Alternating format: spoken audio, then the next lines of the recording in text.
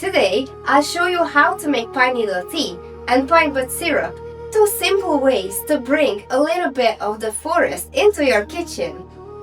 Both of these recipes have been used for a very long time in traditional herbal practices, especially in regions where pine forests were common.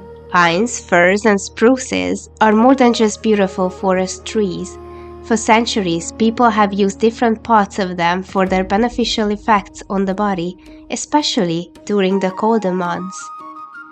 Young pine buds contain vitamin C, which made them particularly valuable in northern regions, such as Scandinavia or Russia, where people once relied on them as a natural way to support their health in harsh climates. Even in ancient Greece, pine shoots were used for healing.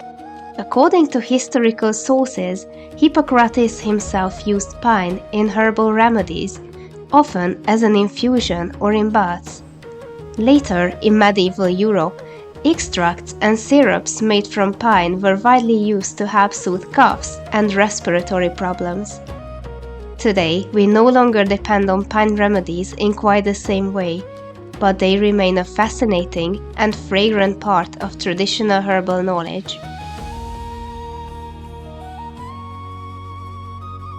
So first, let's start with a simple pine needle tea.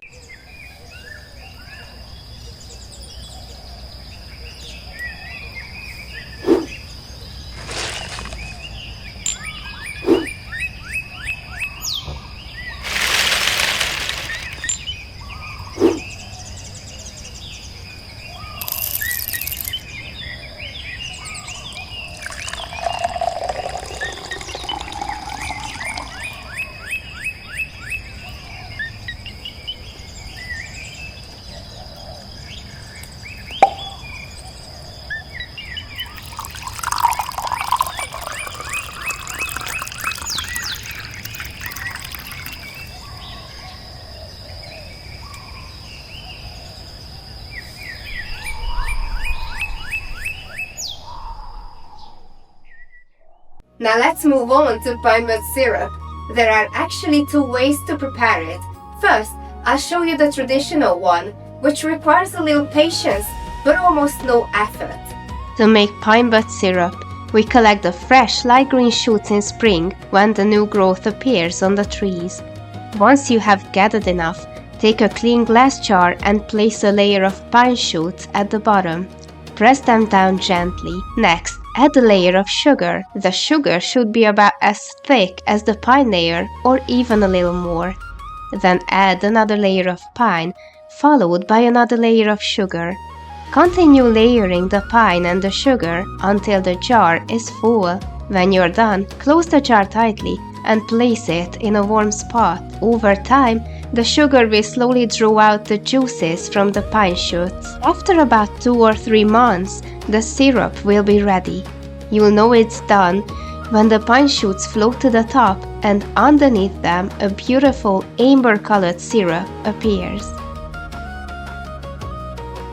However, if you would rather make something that works like a refreshing drink syrup, there is another recipe that I personally like to use. With this method, we first make a decoction by gently simmering the pine buds in water. After simmering, strain the liquid and return it to the pot. Then heat it again over low heat and add sugar or honey. If you like, you can also add a little lemon for a fresher flavor. Let the mixture simmer slowly until it thickens and reaches a syrup-like consistency. When it's ready, simply pour the syrup into sterilized jars or bottles.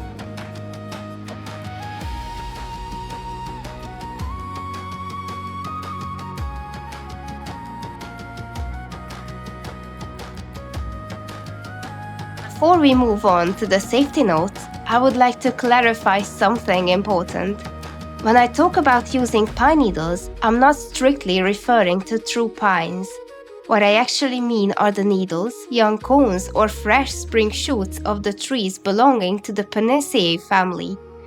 The groups that are generally considered safe and commonly used in traditional herbal practice are Abies, Pinus, and Picea. In everyday language, these are firs, pines, and spruces. I usually work with firs, blue spruce, and Norway spruce.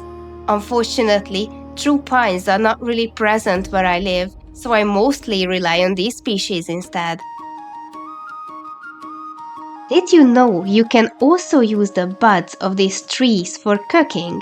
If you're interested, I'll share a duck recipe I made recently.